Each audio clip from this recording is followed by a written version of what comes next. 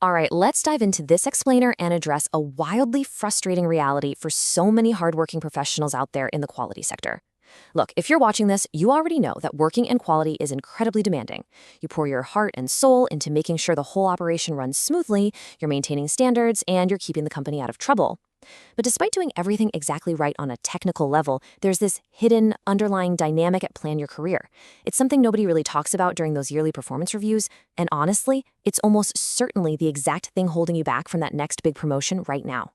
Because here's the everyday reality. You save processes. You handle those grueling audits that literally nobody else wants to deal with.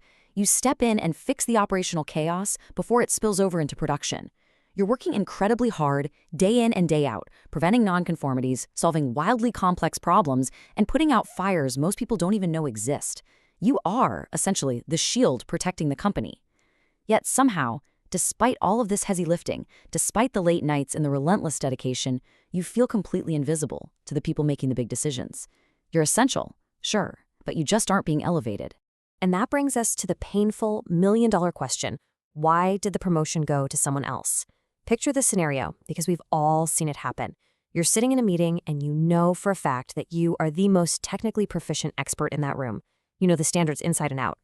But then you watch a less technical peer, someone who maybe doesn't even know half the regulations you do, suddenly get tapped for that management role.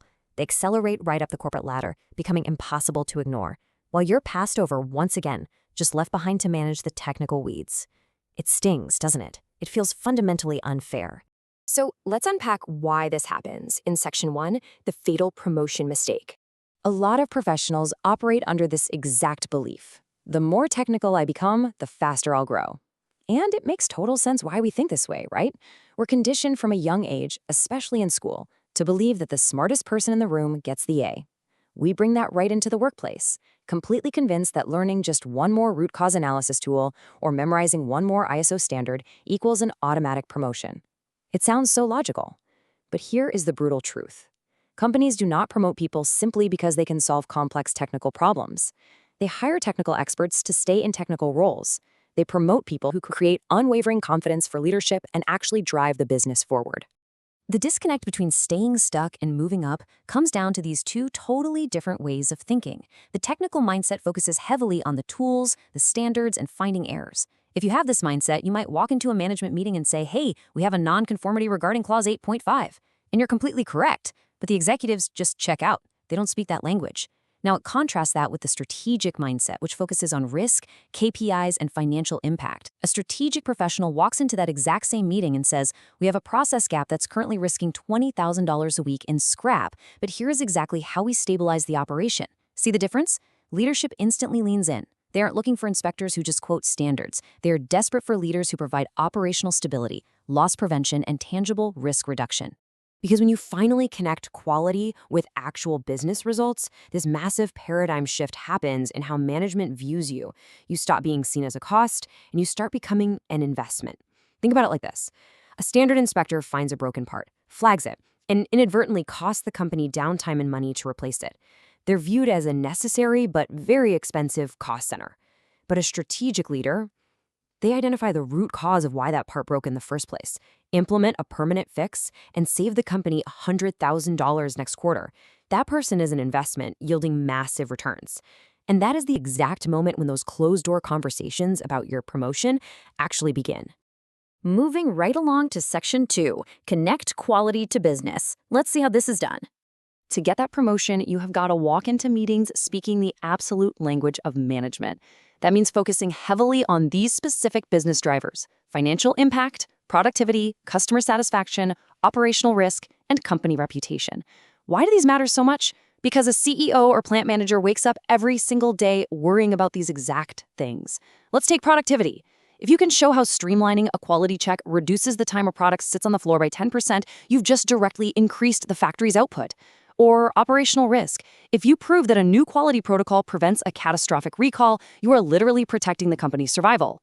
If you want to grow, you have to transition your everyday conversations away from just quoting regulations and directly link every single quality initiative to these core pillars of the business. Let's look at how this all comes together in Section 3, 3 traits of promoted pros. The divide between the folks who stay stuck and those who rapidly advance comes down to three very distinct characteristics: communicating like leaders, understanding processes deeply, and building silent authority. Let's break each of these down so you can start applying them to your own career trajectory starting today. Starting with trait 1, communicate like leaders. Remember, technical knowledge alone just isn't enough. You have to demonstrate real professional presence and clear strategic thinking. You need to speak clearly and defend your ideas with absolute confidence, even when you're getting challenged by senior management. But above all, and this is absolutely crucial, you must present solutions rather than just highlighting problems. Anyone can walk onto a shop floor and point out a nonconformity. That's easy. A true leader points out the nonconformity and immediately pitches the most cost-effective, efficient way to fix it right then and there. They do the heavy lifting of thinking through the answer before the question is even asked. Leadership notices that kind of decisive professional presence immediately. For the second trait, understanding processes deeply, you really have to evolve from merely checking documentation to actively anticipating problems before they ever happen. Step 1, look past the forms to see the actual waste occurring in real time. Maybe the paperwork is perfect, but the physical workflow involves a technician walking across the plant floor 20 times a day. Step 2 is spotting those hidden failures and bottlenecks that slow down production but don't necessarily trigger an audit failure. And step 3 is anticipating future risks based on those observations. When you transition from being a reactive document checker to a proactive visionary who anticipates massive operational hurdles, well, you become far too valuable for the company to ignore. Now, trait 3 involves building what's called silent authority. This is that rare, amazing ability to manage complex conflict and bring high-level solutions without ever having to brag or explicitly say, "Hey, I'm good at my job." Notice the stark contrast here. When a massive crisis hits the floor, the standard professional panics under pressure. They obsess over whether the forms were filled out correctly, frantically looking for someone to blame, basically just waiting for upper management to tell them what to do. But the professional with silent authority, they stay completely, unshakably calm under that exact same pressure. Instead of chasing paperwork, they find the hidden failures, they calmly bring the solutions to the table, and they actively influence both the people around them and the core metrics of the business. They never have to demand respect. People just instinctively know they're incredibly effective. And that silent authority leads directly to a massive, fundamental truth about corporate growth. You need to realize that promotions happen mentally within leadership, long before they ever happen officially on paper. First comes the perception of your immense value, and only then comes the actual title change. If you're waiting for a promotion to start acting like a leader, you've got the equation entirely backward.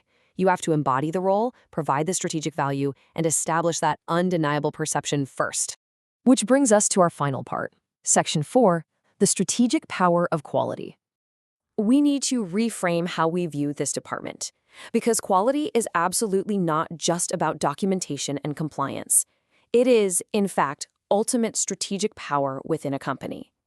Think about what this field truly touches: processes, risk management, continuous improvement, productivity, operational trust, and ultimately the entire company's reputation in the market. When you step back and look at that scope, you realize that whoever truly masters quality actually masters the entire business. This is exactly why so many great industrial leaders and CEOs started their careers in this exact field. They utilize their time in quality not to check boxes, but to learn how to see, analyze, and dramatically optimize the entire operation from a high-level strategic view. So your entire career trajectory ultimately comes down to a choice of mindset. If you continue thinking like an executor, showing up, doing your technical tasks flawlessly, and then quietly waiting for automatic recognition just because you worked hard, you will continue to be treated like an executor. You'll stay exactly where you are. Hoping that someone above you will magically notice your hard work and reward you is a losing strategy in the modern corporate world. You must actively stop waiting for recognition and completely adopt the management mindset. This is where you take ownership, step right into the spotlight, and actively start building visible, undeniable, and strategic value for the company every single day. I want to leave you with this final thought to deeply consider and hopefully apply to your career starting today. Will you remain someone who only executes tasks, or will you become someone who actively influences big decisions? The choice of how you frame your work, how you speak in meetings, and how you solve problems is entirely yours.